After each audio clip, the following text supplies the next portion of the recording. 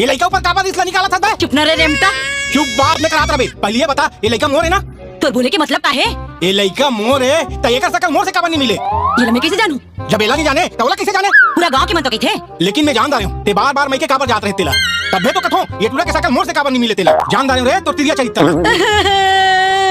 मैं खा कर दाई ये खलपट मुंह के है मोला काकर काकर संग बर्मा थावे वो भैंसे के नाम लेके काका नहीं कहा थे मोला। अरे चुप तो होगा, साले लइया के हम कुछ कहे बरनी है। ये दाई रोगी हा? ये खता संग में कहां बरोदी से बने देख सुन के बिहाव लगा रही थी, आज ये दिन देखे ना नहीं मिल रही थी। एक और रोवा था, बस चुप रहने दे। हाँ, अब तो चुप रहा बेटा, तू चुप रहे। गांव वाला मन जानदार ही तो हमारा गांव ले बाहर निकाल दी। हाँ चुप रह बेटा, चुप चुप चुप चुप। लेता मैं लौंडी डोहारा लात हूँ।